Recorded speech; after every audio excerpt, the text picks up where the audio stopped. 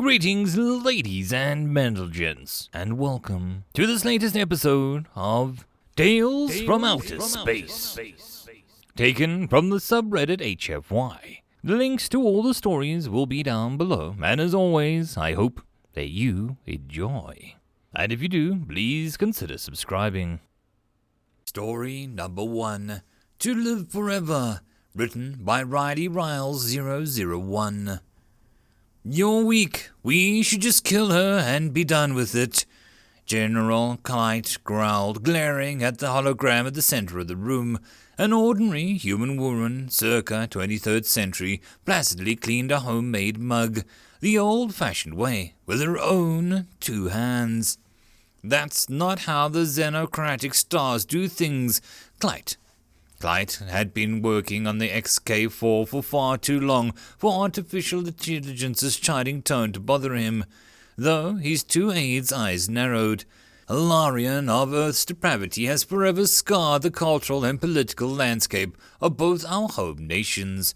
Showing decency in the face of such as she will work wonders towards easing the stars' mindset back into a peacetime stance. Clyde non-committally grunted. Still, a Larian's attempted omnicide has left huge swaths of the galaxy empty. I don't know anybody who hasn't suffered a loss at her hands. Can't say keeping her alive, let alone in a state of eternal bliss, is going to get much public support. Clyde flinched as suddenly the hologram of a Larian spun and hurled a delicate cup at the wall, shattering mere inches away from his eye. A Larian stared at the unharmed wall for a few seconds, breathing heavily. That's the single most contented moment in her life, Clyde asked. Well, XK4 acknowledged, she hardly would have attempted the extermination of all sentient life if she had a healthy upbringing. This was, the best we could find. Alarian's eyes narrowed. She murmured something under her breath. That was the last either of them saw before the screen blinked and the scene reset, back to Alarian washing her cup. Clyde frowned. What's powering the time loop?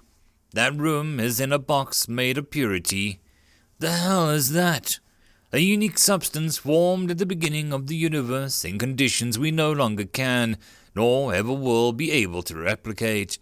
It is by far the most durable substance which ever has or will ever exist.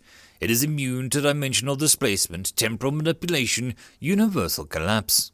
I get the idea, Clyde said softly. Alarian threw the mug once more. This time, having expected it, Clyde didn't bat an eye. At what came next, though, he rubbed his chin. Did she do that the last time around? Do what? Whatever she says at the end. Here, can you give me an audio? I think it was different this time. A faint sounded, and XK4 acquiesced. Once more, they waited in silence until Alarian threw the mug once more. 9. Alarian said, tonelessly. 9? Is there any context for that? Clyde asked. No, I'm afraid not.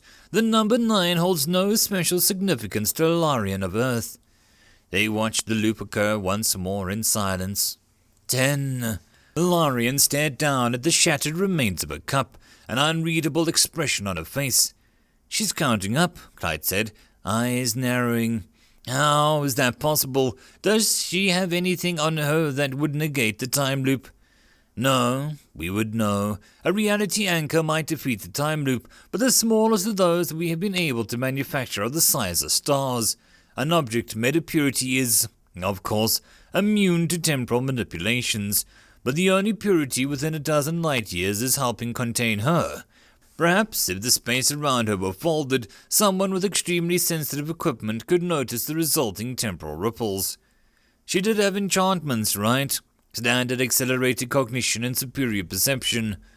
Yes, but once more, neither of those are anywhere close to being able to detect a time loop from within it. Clyde sighed, rubbing his forehead. After some time passed, Alarian said, 11. I suppose that, at the very least, this makes my job simpler, Clyde said. It is clear that somehow you are not containing her properly. Hell, she was the kind of twisted genius who could single-handedly double the death toll of the universe. I wouldn't put it past her to outthink the XK-classed AI and wiggle out of a time loop. Just kill her already. Even if she were to defeat the time loop, which, let us be clear, she is in no danger of doing, she would still be in a sealed box made of a substance which will outlive the rest of reality. She is contained, humanely and safely. I don't think you heard me the first time. Clyde glared at the room around him. It was a shame that the XK4 didn't have a face for him to stare down. A Larian of Earth is a monster, and she does not deserve anything so gentle as to relive the highlights of her life for the rest of her days. Moreover, she is a monster who we, of Earth, are at least partially responsible for introducing to the universe. It is our responsibility to make sure that she never harms anybody ever again. An admirable sentiment which I share. I, too, aim to ensure the welfare of all living beings. Do not think for a moment that the armed technocracy will prevail in any contest against the xenocratic stars. A Larian of Earth is under our purview, not yours. Clyde clenched his fist. Why? You're supposed to be so much smarter than us. So, dumb it down a little. Why the hell would you protect a being whose only desire is to cleanse the universe of all life? XK4's tone was precisely as even and modulated as it had been throughout the conversation. Because, after everything, she is still a living being, still worthy of existence. That is the mandate you claim to share, after all. The mandate which is the antithesis of her life. If you must find some schadenfreude in her situation, then claim the one victory and leave. Clyde ground his teeth, but XK4 was right. The armed technocracy had been too damaged by Larian's crusade, it having originated from their homeworld and capital. He had little to no power over what the XK4 would do. The artificial intelligence wanted to keep Larian alive. Then she stayed alive. For now. Clyde turned to leave. This isn't going to be the last you hear about this, he warned. No, XK4 mused. It really won't, will it? The point won't come for another 2,000 years, give or take. Clyde blinked. Excuse me? 2,664 years later.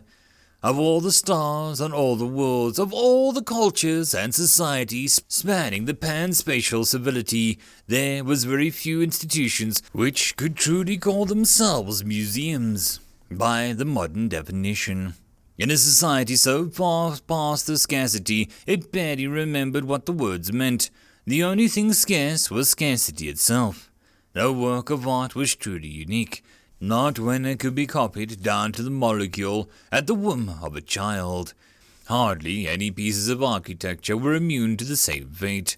The strangely twisted pathways of space and time which powered XK-class AIs were one of them, as only so many of them could exist without straining the fabric of reality itself.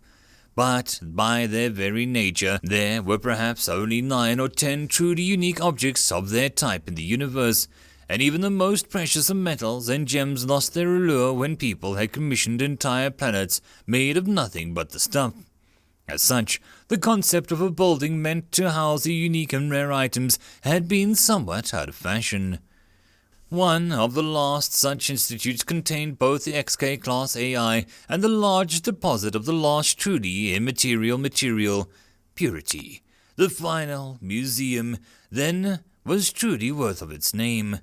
General Clyde 16 materialized in a utilitarian pulse of light in the middle of the final museum.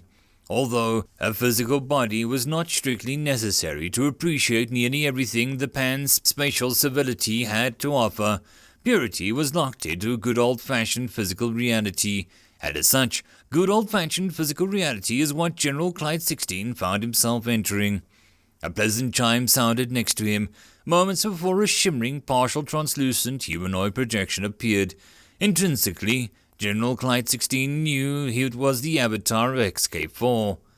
So it's Clyde 16 now, Bifurcated with your existence even further than the last time I see, XK4 said. I've experimented with plenty of other forms, General Clyde 16 had said offhandedly, but I have to admit I just don't feel right without keeping at least part of me human. He stared at the centerpiece exhibit, a Larian of Earth in an eternal prison. It's interesting, you know, She switched to Thermite numerical system. There's little else that'll let her say 670,9,144,238 in the time that she has left. She's still counting, huh? Anyone figure out why that is? Of course, purity is unaffected by a time loop. As such, each time she strikes it with a cup, the infinitesimal amount of damage is dealt to the wall, damage which is not repaired by the loop. Her augmentations allow her to perceive and correctly interpret this damage. Client 16 turned to the final museum's broadcast for a moment.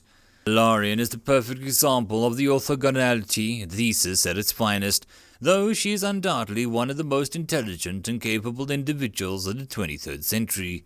The goal towards which she worked is antithesis to the modern understanding of morality today. It is common knowledge nowadays that the march of entropy is inevitable, though it'll take uncountable trillions upon trillions upon trillions of years. Eventually, we will bleed every last drop of energy that we have into the vast, empty cosmos, and that universe will fall dark forever. At current projections, this will occur. Client 16 winced as an unfathomably large number was shoved into his brain. It didn't hurt, per se, but the human mind which he was currently occupying was not designed to handle numbers which, if written out, would promptly form a black hole in the sheer size. This is a sad fate, of course, in the far, far future. However, Larian saw a way around it. She had designed a reactor which would do the impossible, create energy from nothing, and give the universe a truly infinite lifespan. The one catch: to activate it would require an unfathomably large amount of energy. Her machine would need most of the universe's fuel, if it were ever to be turned on. The finest minds in the galaxy at the time had checked and double-checked her work, and proven it beyond a doubt. To save the universe from the silent future, she would have to destroy its present beyond repair. She knew that the vast majority of the rest of the universe did not share her view, that the sacrifice of everything that they knew and loved was worth a universe which could never die. And so, she set out on her last fatal quest, to silence all opposition and to burn this reality as fuel for a better one. This is the choice we made as a society, to live for whatever time we have left and to accept all the things die. Flight 16 was broken out of his reverie by XK4. I have called you here, XK4 finally said, to say goodbye. Flight 16 blinked. What? How? Why?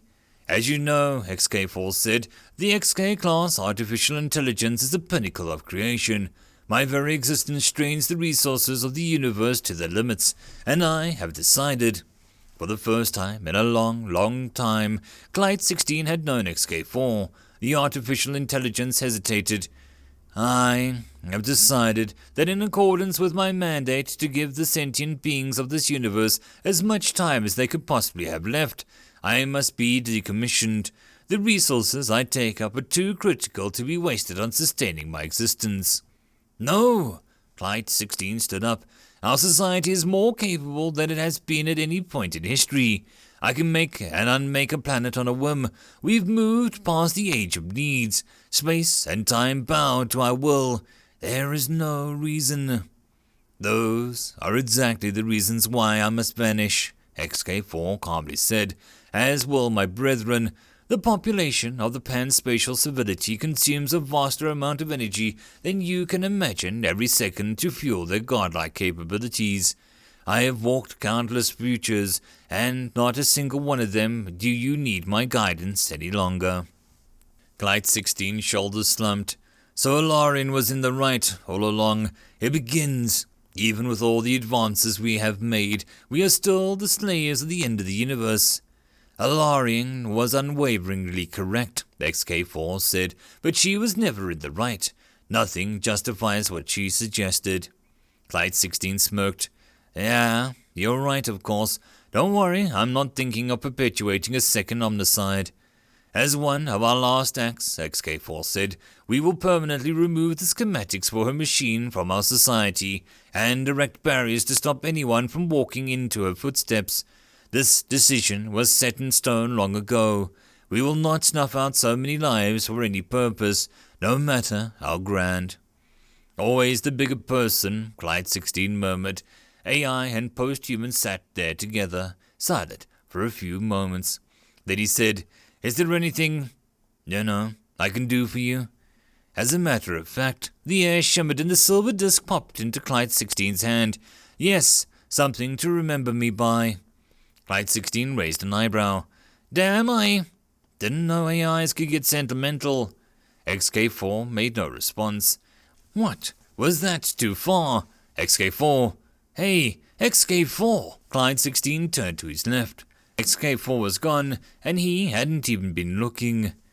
5.231 billion years later, Clyde walked into the remnants of the last museum. Walked. The ultimate humility.